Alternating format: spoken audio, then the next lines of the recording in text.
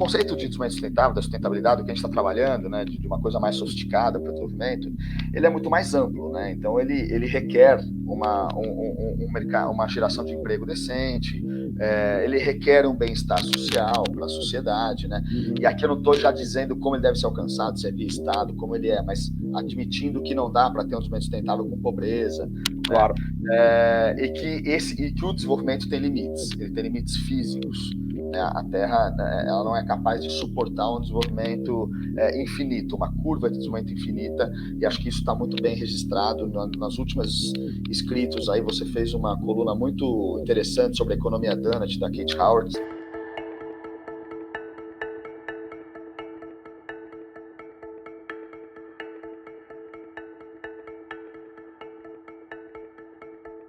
Olá, sejam bem-vindos a mais um episódio do nosso podcast Missão Desenvolvimento. Eu sou Paulo Gala e hoje tenho a honra e a alegria de receber aqui conosco Gil Scatena, grande conhecedor dos temas do meio ambiente.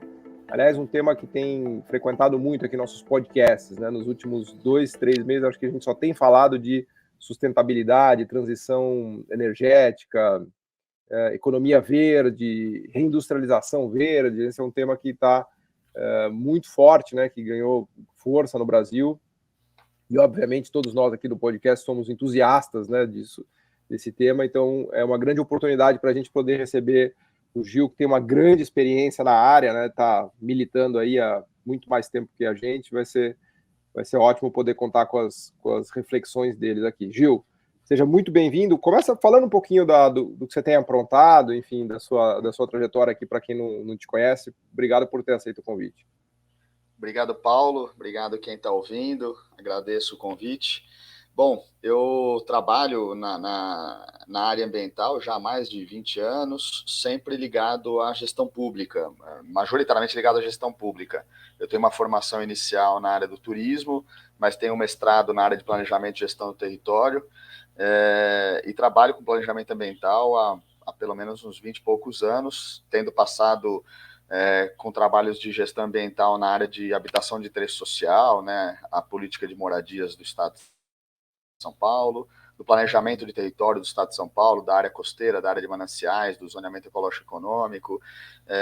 Então, basicamente, meu trabalho tem sido fazer a mediação do desenvolvimento econômico, em especial do Estado de São Paulo, com as questões ambientais. Então, basicamente, é essa a minha trajetória. Fantástico. Eu começaria com uma pergunta, Gil, que é bem básica e simples, mas que eu acho que ao mesmo tempo é muito importante, que é a seguinte: você que já milita nessa área há mais de 20 anos, está vendo essa onda que está chegando agora. Eu diria que tem uma onda, assim, na minha avaliação, ela ganhou força nesses últimos, sei lá, 1, 2, 3 anos.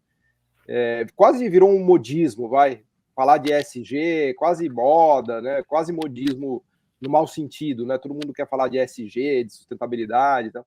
Qual é a sua avaliação disso como um insider desse tema, como um grande conhecedor disso?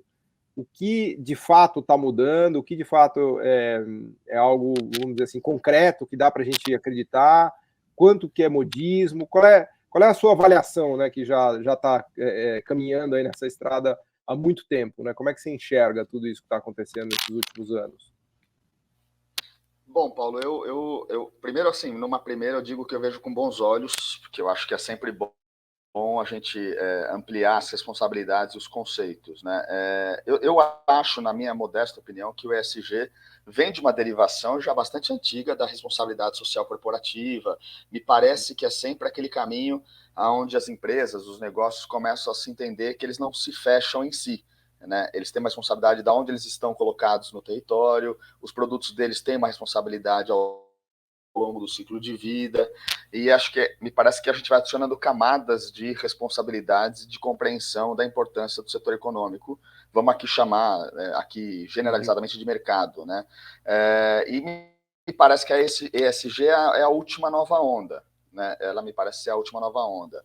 O que eu acho de interessante nisso? É um pouco desse DNA que eu comentei, que é a progressiva responsabilidade do setor do mercado, do setor produtivo. Não tem como ter uma sociedade sadia onde o setor produtivo produz da forma que bem entende, sem grandes responsabilidades, e a gente espera que depois o Estado ou outro setor vá lá limpar os problemas. Isso é inviável, né? Então hoje, quem está na área do mercado, entender que pensar o seu produto, pensar o seu encaixe dentro da sua fatia tem que ser para além da geração do lucro, que é super importante, é natural, é como você diz, o leão come carne, é isso. Então é importante que, de fato, eles tenham lucro, mas esse lucro não pode ser a qualquer preço, ele tem que ter uma mediação. O que eu acho que vale a pena, que é o farol amarelo, né, que eu diria que é a atenção, também há muitos anos já, algumas décadas, se discute com conceito de greenwashing, né? Uma certa, vamos dizer assim, uma camada verde uma maquiagem, né? Quase uma maquiagem, né? Exatamente, uma maquiagem verde. Saiu recentemente dados de que pesquisas mostram que a maior parte do que tem se chamado de greenwashing tem acontecido no sistema financeiro, por exemplo. Saiu, se não me engano, uma matéria, acho que no The Guardian, esses dias. O fato é que, então, é um campo interessante que é importante que o setor reconheça, porém o alerta como ele vai ser mais uma nova área de disputa e competição, né? Competição até no sentido mercadológico, que a gente esteja atento para também não acabar aceitando qualquer coisa, né? Então eu acho que... Boa. Quando você fala de responsabilidade, na verdade é custo, né? Porque se a empresa vai assumindo mais responsabilidades, ela certamente vai ter um custo envolvido ali, e na linha do leão come carne, não são custos triviais, né?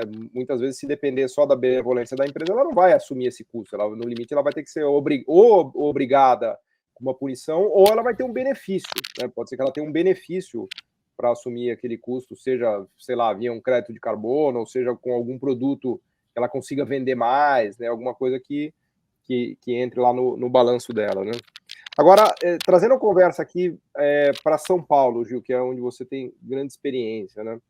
Começando por aí, como você enxerga hoje a situação do Estado, né, das políticas públicas? Você acha que a gente já conseguiu avançar bem? Como é que São Paulo está em comparação com os outros estados, com os outros países? Qual é o diagnóstico que você faz do Estado de São Paulo nesse contexto todo, né? Olha, Paulo, acho que assim, olhando São Paulo em contexto nacional e internacional, eu diria que São Paulo tem situações que ele é muito favorável e tem situações em que São Paulo é muito desafiador, né? E aí eu acho, Paulo, se me permite aqui fazer um salto para fazer a resposta talvez até mais interessante para nós aqui. Claro, vamos embora. Eu acho que me parece que todo o debate extremamente chave que vocês têm trazido da missão de desenvolvimento é toda uma lógica de que assim, o modelo de desenvolvimento em que nós estamos hoje no Brasil, ele chegou a uma certa exaustão. Né? Ele não está mais apresentando os resultados que a gente imaginava, que foram vendidos como possíveis. E aí vem todo um grupo novo, né, que traz o seguinte: olha, é possível trazer uma nova forma e uma nova abordagem para que a gente tenha um novo modelo de desenvolvimento. Aí eu vou fazer uma primeira ponte, que os dados que você tem mostrado, né, que estão aí, é que São Paulo é uma comprovação de que uma economia mais sofisticada gera uma sociedade com maior capacidade de ter salários, empregos decentes, e pelo menos esse patamar do social, do desenvolvimento, melhor encaixado.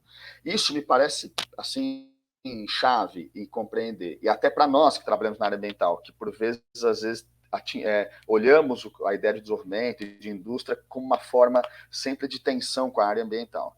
Por outro lado, acho que a pergunta que também nós devemos fazer é possível pensar em 2023 numa nova proposta de desenvolvimento que não tenha na questão ambiental como algo estratégico, estrutural e não periférico? E aí eu faço a ponte dizendo: eu acho que São Paulo, a boa parte das políticas ambientais do Brasil passaram por São Paulo para nascer ou para se fortalecer. Então, São Paulo é pioneiro no processo de licenciamento, em criar uma agência de licenciamento super respeitada, que é a CETESB, criar políticas de meio ambiente super importantes. Por outro lado, isso veio como uma resposta até desse processo de desenvolvimento industrial. Então, as cidades começaram a se mostrar inviáveis. Então, vamos pegar aqui o ABC, a cidade de São Paulo, Cubatão, né? Exatamente o eixo da industrialização, ou mesmo toda a perda de vegetação. Cubatão é simbólico, né? Eu fiquei chocado de descobrir que Cubatão está começando a fazer coisas sustentáveis, porque Cubatão virou o símbolo da poluição planetária até, não só brasileira. Exatamente. Cubatão tinha como triste alcunha Vale da Morte, né? Lá na de 70 para 80, né? E aí, daí nasce, inclusive, uma parte importante da política ambiental e da relação do Estado com o mercado. Porque ao Estado começar a fazer novas exigências, que as atividades econômicas para acontecer tivessem que melhorar o seu processo produtivo, também houve uma sofisticação produtiva. A gente também tem hoje uma indústria que produz com menor emissão de poluentes, com menores resultados de saneamento, né, de esgoto e resíduos sólidos, por conta desse diálogo com o mercado, com o Estado. Então, me parece que, inclusive, é quase como se a gente pudesse dizer aquilo como você mostra, por exemplo, da importância da Embrapa, da importância do BNDES, da importância de políticas industriais. A política ambiental também fez parte, se a gente quiser olhar por esse lado, como um processo de sofisticação do processo produtivo. São Paulo hoje tem indústrias que têm um processo de produção. Então, vamos dizer, por exemplo, o plantio da cana em São Paulo. A cana em São Paulo, para gerar o etanol, para gerar o açúcar, tem um processo produtivo muito mais avançado, que vem de políticas de relação do Estado com o setor que planta a cana aqui em São Paulo, desde os anos 2000. E aí essa cana, então, ela passa a ter porta aberta na Europa. Então, além dela dá um exemplo, Gil. Isso aí você estava na Secretaria do Meio Ambiente, né? Você participou dessas eu participei pela área do planejamento. Essa área foi esse trabalho que chamava-se Etanol Mais Verde foi conduzido por uma outra área. A gente do planejamento recepcionava essas informações para poder fazer planejamento territorial, porque significa o quê? Que significa que um conjunto enorme de municípios do centro-oeste paulista, onde a cana hoje se estabelece, e está estabelecida desde os anos 2000, né? Até para um pouco antes. E aí vamos lembrar, a gente pode recuperar, né, Paulo, desde do pró-álcool, né? Quando o Brasil sai na frente na questão do biocombustível e na crise do petróleo fala, eu vou fazer um combustível eu vou ter combustível com menor dependência do petróleo. Isso é uma política um sucesso absoluto brasileiro, né? Ele é um case, ele é um caso de sucesso nos levantamentos de política de mudanças climáticas, porque você troca uma energia fóssil do petróleo de alta emissão de gás de efeito de estufa por uma energia renovável que é advinda da cana. E de lá para cá, então, qual que passou a ser a segunda missão? A segunda missão era organizar isso no território e que essa prática não fosse deletéria. Porque depois tinha a queima da palha da cana, que trazia então, quais são os exemplos, assim, para quem eu não entendo nada disso, só para entender. Sim. Eles queimavam a cana, a queima da palha, o que mudou? O que era muito ruim, que não é mais feito? Você tinha um primeiro desafio, que é a troca de culturas. Então, você tinha várias culturas do estado de São Paulo e passa a ser atrativo você plantar só a cana. Então, isso já era claro. Não existe atividade humana sem impacto. Então, aqui a gente não está vilanizando nenhum setor. Estamos tentando entender quais são as capacidades de avanço. Então, você teve o plantio da cana espraiado no estado de São Paulo por vários municípios. Era feito corte para a colheita da cana. Você tinha já desde aqueles movimentos de pessoas, a história dos boia fria, né? Antes de você ter a mecanização.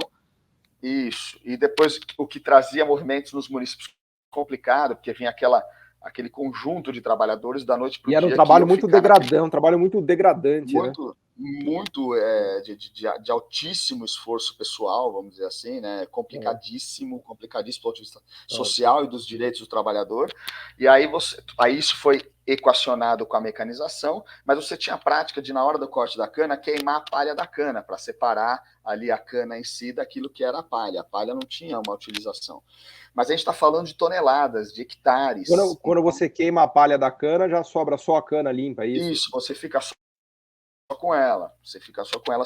E aí você fica só com ela para depois fazer a moagem dela e fazer a extração do etanol. Mas hoje é proibido, não tem mais essa queima de palha, Exatamente. Por quê? Porque você tinha nuvens de fumaça que invadiam a casa das pessoas, traziam desconforto e de problema de saúde pública, respiratório. E aí é engraçado, né? Porque é o setor do governo da energia fomentando o plantio da cana, o setor ambiental lá fazendo o licenciamento, mas você empurra o problema para a saúde pública. Então as pessoas iam na queima da palha da cana para álcool de respiratório. Exatamente, para os equipamentos de saúde. Aí então houve um acordo do governo do estado com o setor do plantio da cana para fazer a progressivo abandono da queima da palha, trazer novas práticas não só da colheita com a mecanização, da limpeza da cana sem ter a queima da palha, como do processo de irrigação. De lá para cá a gente teve ganhos representativos assim de consumo de água, de gestão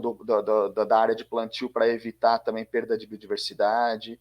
Isso tudo foi um acordo, né? Foi um processo de uma política pública casando Estado e setor produtivo, que vem dos anos 2000 para cá, onde hoje a cana é reconhecida não só nacionalmente, como internacionalmente. Acredito, Paulo, que se, por exemplo, o Brasil fizesse isso com a soja no Centro-Oeste, né, algo parecido, né, de se aproximar do setor produtivo e melhorar as práticas progressivamente com metas. Isso você chama de cana verde, poderia fazer uma soja verde, é isso que é feito de acordo com práticas ambientais. Isso, exatamente. E você fazer sem ficar dando cavalo de pau na economia, porque é um sistema hiper complexo, gerador de emprego e renda, que é como você diz, né, a defesa do processo industrial não é uma defesa de ataque à economia agrícola, né?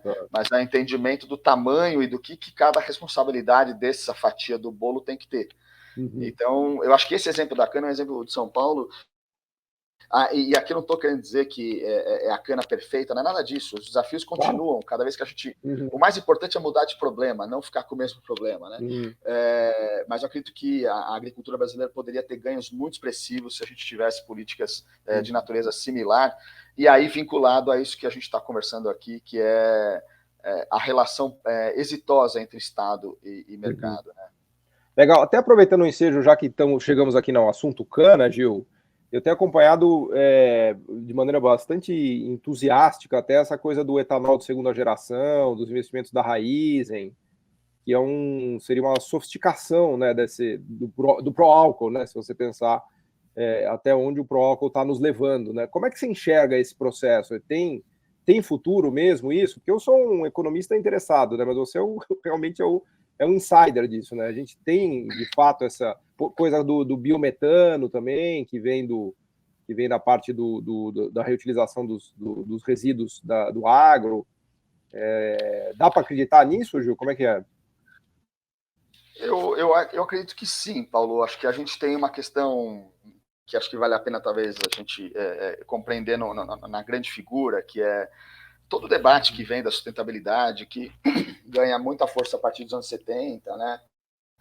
Das discussões do desenvolvimento sustentável, ecodesenvolvimento e tudo mais, acabaram trazendo novos arranjos e novas exigências. E o que aconteceu de lá para cá é que você trouxe uma emergência nova, que é a das mudanças climáticas. Então, as mudanças climáticas... Eu vou dar um exemplo muito tosco, Paulo, mas acho que ele pode ser bastante pedagógico para a gente fazer o diálogo. Tá? O conceito de desenvolvimento sustentável, da sustentabilidade, o que a gente está trabalhando, né, de uma coisa mais sofisticada para o desenvolvimento, ele é muito mais amplo. Né? Então, ele requer uma geração de emprego decente, ele requer um bem-estar social para a sociedade. Né? E aqui eu não estou já dizendo como ele deve ser alcançado, se é via Estado, como ele é, mas admitindo que não dá para ter um desenvolvimento sustentável com pobreza. Claro. Né? E que o desenvolvimento tem limites, ele tem limites físicos. Né? A Terra ela não é capaz de suportar um desenvolvimento infinito, uma curva de desenvolvimento infinita, e acho que isso está muito bem registrado nas últimas escritos. Aí você fez uma coluna muito interessante sobre a economia Donut, da Kate Howard. Ela é muito... Aliás, achei o máximo aquele livro dela. Ela é muito assertiva e pedagógica nesse processo. Perfeito. Então, o desenvolvimento sustentável está aqui. A mudança climática, ela é uma emergência. Olha, esse modelo de desenvolvimento que a gente assumiu, ele traz profundo prejuízo para o sistema Terra, para o sistema clima, e aí ele faz com que a ideia do desenvolvimento sustentável seja mais emergencial. Então, eu vou dar um exemplo daquele que eu falei que seria mais tosco. O município de São Paulo, a maior parte das emissões vem pelos automóveis. E, aliás, tanto o município quanto o estado de São Paulo. O grande poluente de São Paulo é automóvel.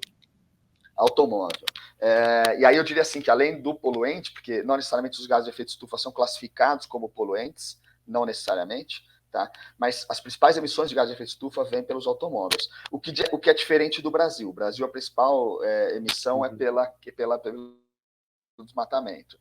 Se amanhã, vamos dizer amanhã a gente substitui toda a frota de automóvel do município de São Paulo por bicicleta e etanol, tá? Uma loucura aqui, a título de exemplo. Uhum. São Paulo contribuiria muito para a questão das mudanças climáticas, mas não seria sustentável, porque se a gente continuar com problemas de favela, desigualdade social radical, de empregos que não são decentes e que não fazem parte de uma economia mais sofisticada, ela não é sustentável. Então, são duas coisas diferentes.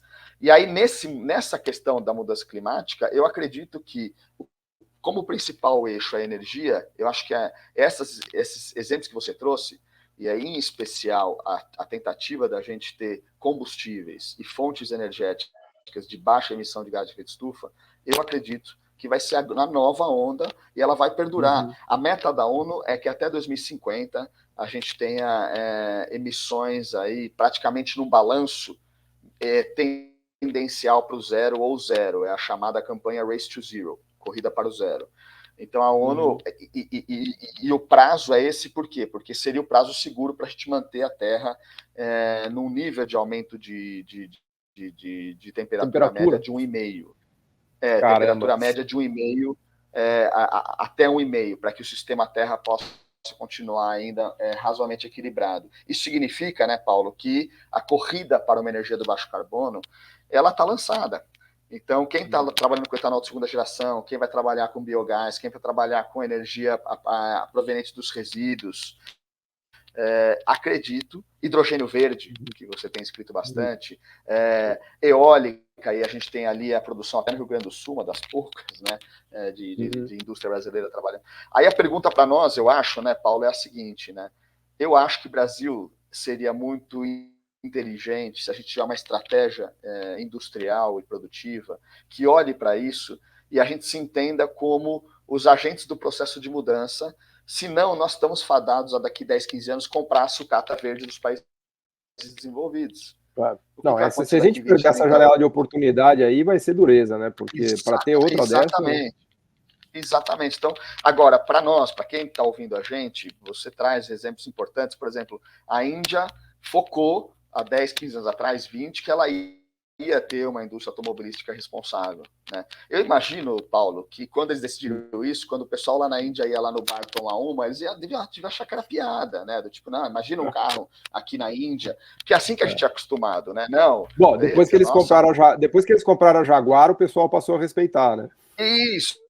Ou seja, na hora que o planejamento foi a campo e se mostrou possível, o que o Brasil precisaria hoje é isso, acreditar que é possível, criar uma estratégia para que lá na frente, quando vá se falar em energia verde, o Brasil seja referência. Quando vá se falar em processos industriais de baixo carbono, de menor emissão de gás de efeito estufa, o Brasil seja a referência. E não só a gente vai ser referência, porque a gente vai ter um processo agrícola que seja respeitado internacionalmente. Vamos lembrar, Paulo, para terminar essa reflexão, que já está em discussão que as exigências ambientais podem ser as novas barreiras econômicas, né? Quando a Europa decide que daqui a um tempo não vai mais comprar produtos que você não tenha... Claro, são as chamadas barreiras não tarifárias, né?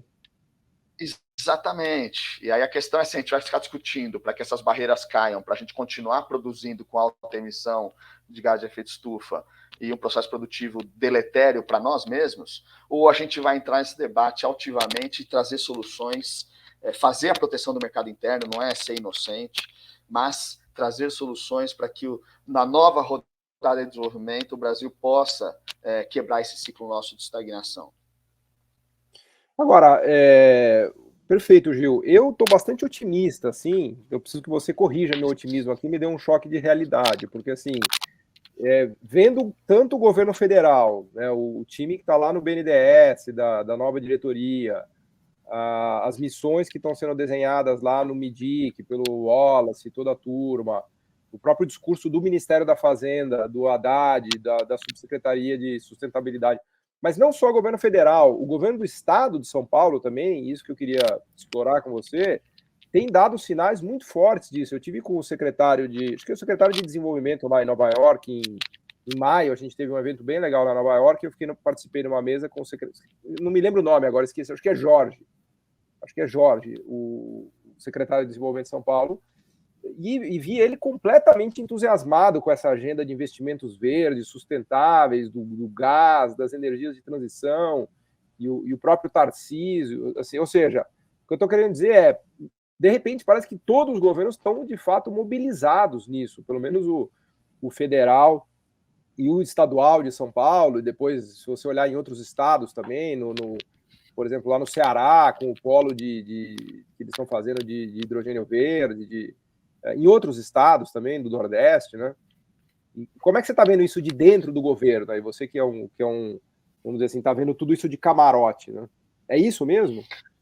Olha, Paulo, eu vou casar, vamos brincar que estivesse apostando aqui numa roleta, eu vou casar um pedaço da minha aposta aqui, das minhas moedinhas, eu vou casar com você, que eu também tenho um otimismo, e vou registrar aqui, Paulo, que assim, talvez uma das melhores coisas que estão sendo feitas hoje na área ambiental no Brasil estão emanando do BNDES, ali, estão emanando dessa área econômica do governo federal, acredito eu. E aí aqui cabe uma reflexão que não dá mais para ter política ambiental com política setorial. Acho que vocês têm discutido bastante a partir da premissa econômica, no Missão Desenvolvimento, na ideia do novo desenvolvimentismo, que não dá para ter uma política industrial descasada da política econômica. É impossível. É simplesmente impossível. Ela está se mostrando que é inviável. Tem que ser um negócio transversal, né? Tem que estar em todos os lugares. Exatamente, né? Exatamente. Aí eu pergunto, a ambiental é igual. Não dá para a gente fazer uma brincadeira que assim, ó, galera, vale tudo, mas depois eu passo limpando. Isso não existe. Na lógica ambiental, é a mesma lógica do bolo do Delfim. O bolo do Delfim é vamos crescer, depois dividir. No ambiental é vamos destruir para depois recuperar. Isso não dá, tem é razão inviável. nenhuma. É inviável. Então, por isso que eu falei que assim, a abordagem ambiental tem que estar em caráter estratégico e não, a gente não pode mais julgar a política ambiental, sustentabilidade de um governo a partir do Ministério do Meio Ambiente. É o BNDES, é a área da Fazenda, são essas áreas que vão ajudar com que a política realmente ganhe escala e faça a mudança necessária. Senão, até o mercado fica contraditório, né? Por mercado é difícil. Eu vou lá no banco, pego no Banco do Brasil um financiamento para trator, para desmatar uma área para fazer plantio, porque a política agrícola e o Banco do Brasil me dão taxas, e depois vem a área ambiental me multar. E depois vem a área ambiental me multar. É um contrassenso. Não há mais espaço para isso. E os países desenvolvidos estão fazendo as políticas de mudança climática e desenvolvimento sustentável a partir das áreas de desenvolvimento, né? Onde a área ambiental traz o suporte, a análise técnica.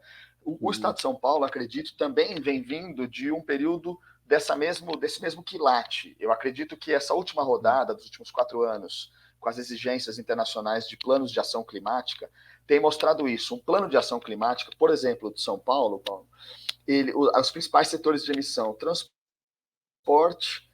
a pecuária, em especial a pecuária de corte, né? E uma fatia ali para resíduos. Isso não está na área ambiental. Então não adianta a área ambiental falar, então a nova política é essa, se ela estiver descasada de quem realmente vai aplicar. Né? Então também não dá para o governo federal trazer financiamentos por plantio da expansão da fronteira agrícola e na outra mão falar que tem que parar de desmatar. Essa é a parte, Paulo, que eu estou otimista junto com você, estou mesmo. Acho que a gente está tendo me parece, uma transição de agenda. A parte que me deixa em alerta, para não dizer pessimista, nós ainda temos um modelo de planejamento público hipersetorialista, o que faz com que seja muito complexo você fazer com que as ações transversais tenham realmente peso. Porque ficam caixas estanques, né? Fica cada um na sua caixinha ali, e aí, né? Extremamente estanques, e aí acho que isso também sinaliza para o mercado algo meio, vamos dizer assim, difícil de compreender. Dependendo com quem eu sento, eu ouço um discurso diferente, né? Com metas diferentes. Às vezes, né, Paulo, você é o ministro da Agricultura, eu sou do Meio Ambiente, para você atingir a meta, a minha não pode dar certo. Quando isso acontece na gestão, aí é um choque é um problema, né? E aí é quem pode mais chora menos. E, em geral, na área ambiental, a gente pode sempre menos. Então, essa é a parte que eu fico em alerta. O que eu acho, Paulo, que traz outro casamento com o que vocês têm trazido para cá na Missão de Desenvolvimento, que é o papel coordenador do Estado. Né? A capacidade do poder convocatório do Estado de trazer metas em conjunto, organizar a sociedade para isso. E eu estou falando sempre na forma mais democrática possível, não estou falando Claro. aqui de Estado autoritário. Não. Aí acho que isso pode trazer uma nova etapa onde esse otimismo se estabelece. Que acho que a sociedade também está precisando é ver as ações concretas acontecendo para mostrar que é possível. Né? Daí o porquê, inclusive, que as campanhas da ONU têm metas curtas, 25, 30, 35, 40, para essa capacidade de monitoramento e verificação para mudança de rumo rápida, porque o tempo urge, né? O tempo está aqui batendo na nossa porta. Você falou de ações concretas, né? O que tem na mesa que você está enxergando aí de ações concretas de governo de estado, o que tem de palpável disso? Assim? Tem alguns projetos que você gostaria de falar, ou coisas que estão no pipeline, que você está vendo com bons olhos? Que temos? Tem algo que eu acho que tem duas coisas que eu acho que animam muito, que aí falando pelo governo do estado, vou falar uma no campo do planejamento, uma no campo da prática, para exatamente mostrar que a gente precisa dos dois, né? Eu brinco, depois que eu tive meu filho, né, Paulo, aí a gente volta a ler literatura infantil, né? E aí no Alice no País das Maravilhas. Assistir Peppa Pig, toda Galinha Pintadinha, o Pequeno Príncipe, né? Não o Pequeno Príncipe de Maquiavel, o Pequeno Príncipe mesmo. Né? Isso, do Zuperry. Então você está no mesmo bar que eu, mas tem uma passagem no Alice no País das Maravilhas que ela pergunta, acho que pro gato, né? Ela pergunta assim, ela pergunta o caminho, e aí ele pergunta para onde você quer ir? Ela fala, não sei. Aí ele responde, para quem não sabe onde quer ir, qualquer caminho serve. Então, eu vou dar um primeiro exemplo eu vou dar um primeiro exemplo que é do planejamento, que é São Paulo entregou no final do ano passado um zoneamento ecológico econômico, que para quem não tem intimidade com o tema, é basicamente olhar o território, enxergar as suas fragilidades ambientais, sociais e econômicas e direcionar caminhos para suas potencialidades, né? Reconhecer potencialidades e fragilidades do território. Você participou muito disso, né? Porque eu me lembro da gente conversando sobre isso.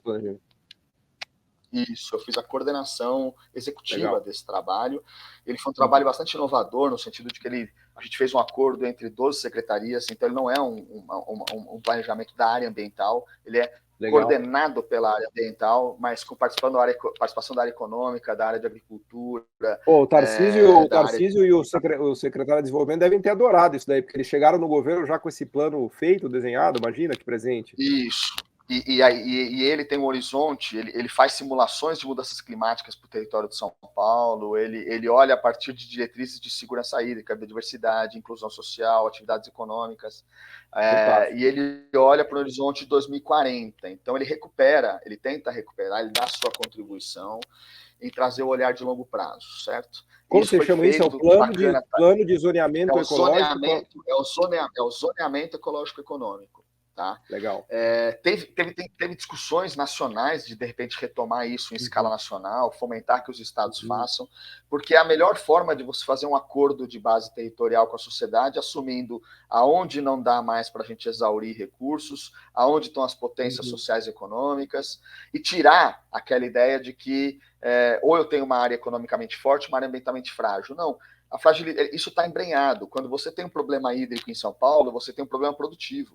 Quando falta água na indústria. Agora está ficando bem claro. Agora que a gente está chegando no limite, isso está ficando claro. Né? Exatamente. Então, assim, os problemas ambientais também são problemas econômicos. Tá? Isso é uma entrega, um planejamento que está permitindo a tomada de decisão com uma base científica, de base de dados, com estudos e diretrizes para o território. Vocês têm zonas do estado? Como é que é feito isso daí? Tem um zoneamento por macro-regiões? Como é que funciona? Isso, no final das contas, Paulo, a gente acabou dividindo o estado em 9 regiões, assumindo as divisões políticas. Então, a gente fez as divisões com as regiões administrativas do estado de São Paulo, que é como o estado, na sua política pública, divide para fazer as suas políticas setoriais, exatamente. Então, a gente dividiu menos pelos problemas ambientais, sociais, econômicos, e mais pela divisão política para quê? Para endereçar quem é que tem que tomar a decisão. Prefeito, secretário, quando você for trabalhar ali na sua região, de Marília, de Bauru, aí ele consegue entrar lá naquela zona dele e olhar quais são as questões ambientais, sociais e econômicas. Tá? Entendi. Porque às vezes a divisão ambiental, ela faz sentido para nós da área ambiental, mas não faz sentido para a área econômica, não faz Porque sentido o para a cara não área do tem transporte. jurisdição, né? O cara tem que ter jurisdição ali para ele atuar, né? Exatamente. Isso, por exemplo, uma Mata Atlântica, ela vem lá do Paraná até o Rio de Janeiro. Então eu preciso reconhecer que lá eu vou ter jurisdições. Então aquela divisão ambiental, ela é importante, mas ela não pode ser única. Uhum. Um outro exemplo que eu queria fechar como ação é o projeto Refloresta SP. Desde o novo Código Florestal, que foi feito pelo governo federal, né, acho que em 2012, se eu não salvo o melhor juízo, os estados têm aí uma incumbência de organizar os seus territórios a partir da lógica de recuperar áreas florestadas que deveriam estar florestadas por lei. Em especial aqui as áreas de proteção de recursos hídricos, as APPs, né, então aquelas áreas nas margens de rio, nascentes e tudo mais, e a reserva legal, que é aquela pedaço da terra do proprietário rural que tem que ficar com vegetação nativa. A gente tem um déficit disso. Esse déficit aqui em São Paulo foi mapeado em 1,5 milhão de hectares. Caramba. Aqui. E a gente tem nesse 1,5 milhão uma divisão que é o que deveria ser recuperado em caráter obrigatório, que salvo melhor juízo são 800 mil hectares. Ou seja, isso que precisa ser recuperado traz insegurança jurídica para o produtor, porque ele tem a terra dele lá, do ponto de vista da lei, ele está devendo. E a gente tem mais 700 mil hectares que foram mapeados como pastagem degradada, as áreas de declividade que não têm interesse econômico para o plantio mecanizado, ou seja, são áreas que hoje estão, do ponto de vista rural, economicamente, entre aspas, largadas. E se a gente recuperar esse 1,5 milhão, elas podem ser ativos econômicos para ter novos produtos da floresta. E esse projeto Refloresta SP a ideia é para fazer floresta nessas áreas. Exatamente, recuperar, porque também isso garante ciclo hidrológico, né? Então você tem ali, você não perde rio, não perde nascentes, para o plantio isso é excelente, né? E ao mesmo tempo você tem segurança jurídica porque você segue a lei e você tem ainda ativos econômicos nessas florestas. Você pode ter ali produtos oriundos dessas áreas florestadas ou fazer a integração lavoura, pecuária, floresta. Então você também vai ter um gado com melhor capacidade de produção, né? A gente brinca aqui, né, que o gado de São Paulo, não só de São Paulo, do Brasil, né, dá temperaturas altas, o sujeito não tem o gado não tem uma sombrinha para se acolher, porque são áreas totalmente escampadas, né? Exatamente, e inclusive expostas à erosão. Então, quando você tem eventos de muita chuva e tudo mais, você tem erosão do solo, abre buracos, ravinas, e que perde a qualidade econômica da propriedade. Esse, por exemplo, Paulo, é algo que cria um profundo interesse no mercado de carbono, né? Você reflorestar, você vai falar que naquela área que está sendo plantada, o carbono está sendo capturado, então você consegue. O Estado que vai investir isso, Gil? De onde vem o dinheiro para plantar essas árvores? Como é que é o modelo de financiamento? A ideia desse processo do Refloresta é juntar recursos privados e públicos. Então você vai ter recursos que vêm da Secretaria de Agricultura e tudo mais, e angariar parceiros que, de repente, por exemplo, a empresa do Paulo, ela quer recuperar uma área florestada porque ela tem ESG, ou porque ela está com algum problema legal. Só que ela vai precisar de algum lugar para plantar, e vocês têm as áreas para plantar. Isso. E aí o Refloresta SP lançou agora, acho que há uma semana atrás, um aplicativo que é um Tinder verde. Você acha as áreas. Muito bom isso aí. Faz o Tinder Muito verde. Bom. Aí, o cara quer plantar árvore, tem uma área lá. Exatamente. E ao mesmo tempo você tem ali mínimas métricas, um mínimo referencial, um arcabouço mínimo de onde está aquela área, uma aproximação de custos de recuperação, né? Que a gente sabe que isso varia conforme o lugar. Mas isso abre margem, né, Paulo? Para mim, isso acho que abre margem para 3 grandes possibilidades de futuro. Uma primeira possibilidade é essa mesmo, do replantio com o mercado de carbono, da gente fazendo estratégias aí que vão gerar emprego e renda no plantio, que você o ideal é que você também comece a ampliar a possibilidade do apoio técnico ao produtor, que às vezes o cara está lá e fala, eu não sei como é que eu faço o reflorestamento, eu simplesmente não sei. Eu sei plantar batata, eu sei plantar cana, não sei plantar floresta. Né? Uma segunda grande margem, eu acho, Paulo, que seriam os ativos da floresta. Então a gente poderia ter, por exemplo, a floresta é capaz de gerar uma série de produtos fármacos, do campo aí também do cuidado pessoal, da beleza. Isso tudo podia derivar uma série de produtos em cadeia produtiva nos próximos 20, 30 anos, de uma forma que possa, inclusive, trazer sofisticação, né? Produtiva, sofisticação daquilo que sai da floresta, depois é trabalhado numa indústria e é retrabalhado, reprocessado para ser algo de um refino econômico maior. E uma terceira frente é, inclusive, então, a união do Estado com o mercado e com a academia para pesquisar essas novas áreas. Vamos lembrar, né, Paulo, que quando a economia do café era importante, a gente criou o Instituto do Café. Claro, né? É verdade, teve, né? É uma referência fundamental de pesquisa do café em São Paulo, imagina. Exatamente. A gente só conseguiu vencer pragas e manter o café como um ativo econômico nacional, porque o Estado e o setor produtivo se juntaram e falaram, olha, então vamos combater essa praga. Café. O Instituto Florestal, exatamente, o Instituto Florestal ajudou a inserir o pinus e o eucalipto aqui em São Paulo para a gente poder fazer as ferrovias, os dormentes, as máquinas ali, né, a ferrovia em si, né, o próprio trem em si, que era com carvão.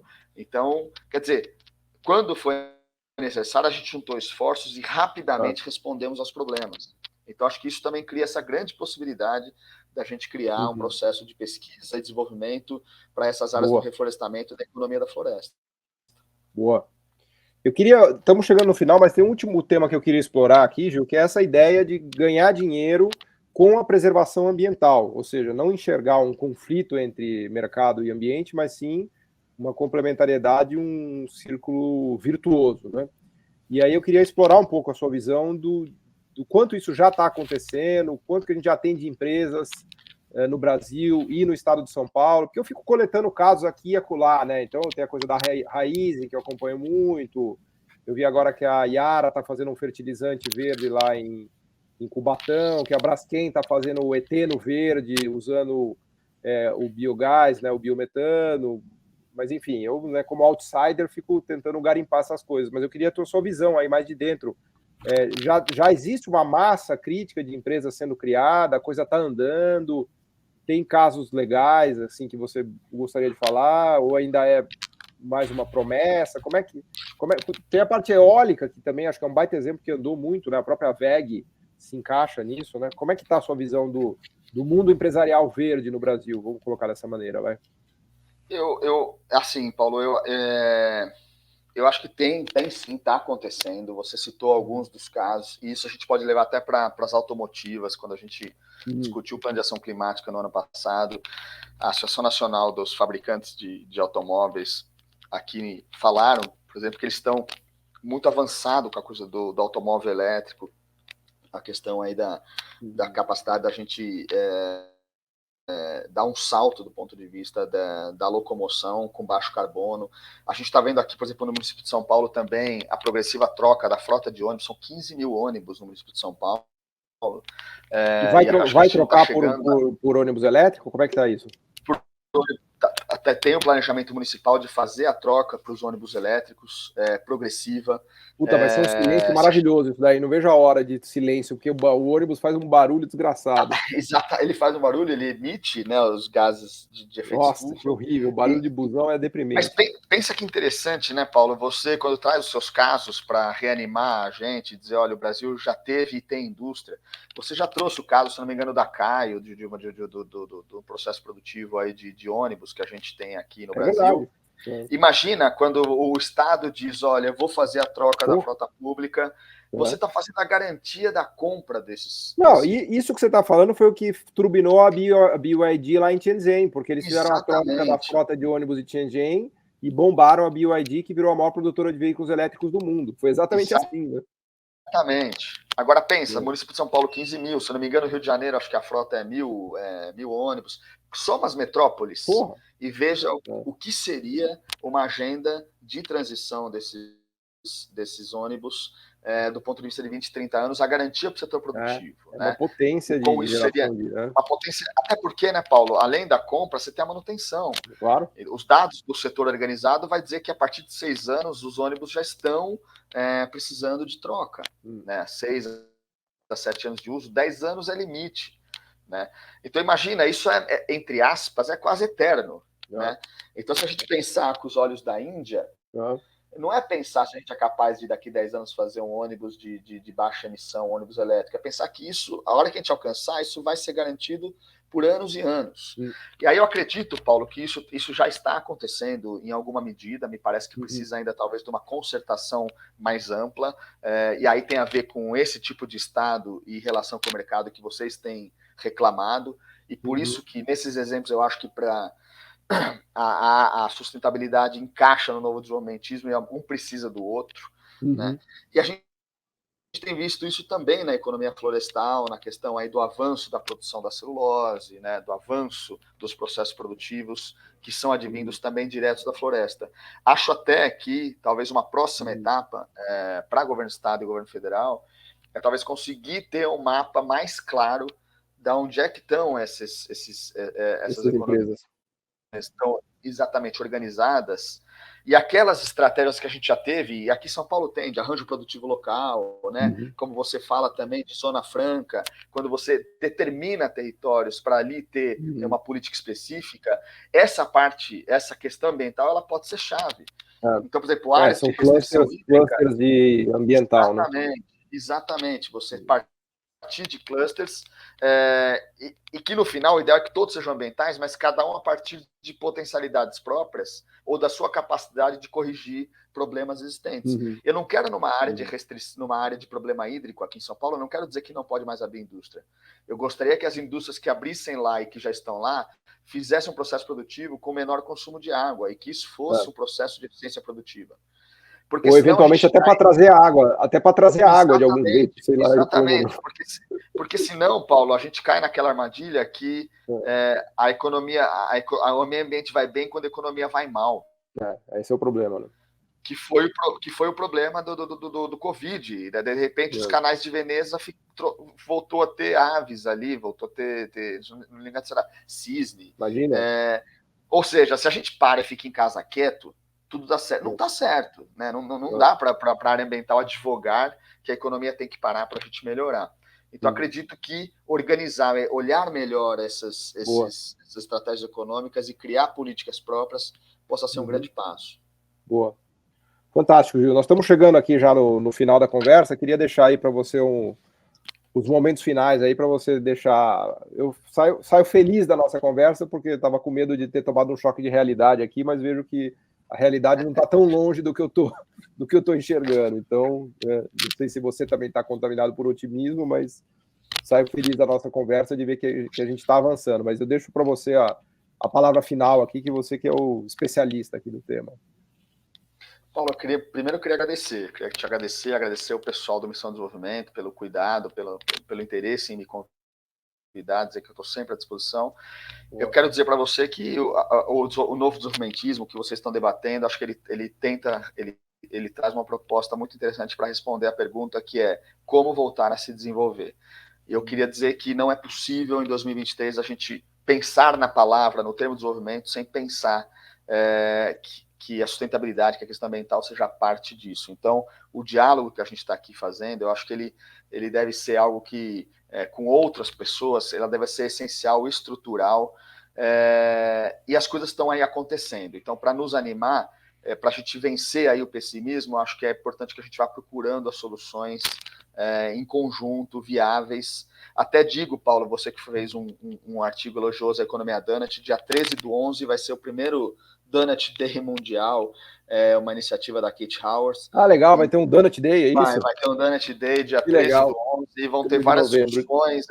Vamos deixar aqui, é 13 de novembro de 2023, que depois as pessoas vão ver. 13 de novembro de 2023, e aí vão ter várias mesas, o Brasil vai promover mesas, o pessoal do Donut Brasil, ou seja, todo mundo tentando pensar novas possibilidades para a gente ter um desenvolvimento mais interessante, que inclua as pessoas, que também promovam uma vida com melhor qualidade. Paulo, super obrigado e parabéns pela sua iniciativa. Já te falei uma vez e repito, pensar o Brasil do jeito que você faz para nós é um bálsamo.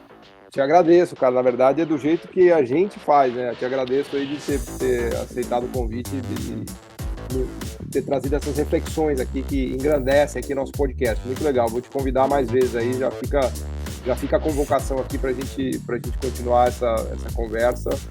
foi fantástico. Eu tenho certeza que todo mundo que nos ouviu aqui adorou. Muito obrigado, Gil Scatena. Muito obrigado a todos e até a próxima. Valeu. O podcast Missão Desenvolvimento é uma realização da AFB-NDS, Associação de Funcionários do BNDES, e vai ao ar semanalmente em todas as plataformas digitais. O programa tem direção de Felipe Peçanha, produção de Tatiana Gurgel e edição de Pedro Rocha. Para saber mais, acesse nosso site www.missãodesenvolvimento.com. Você também pode assistir a outros episódios já gravados nos canais do Missão Desenvolvimento e da AFB-NDS nas redes sociais. Até a próxima!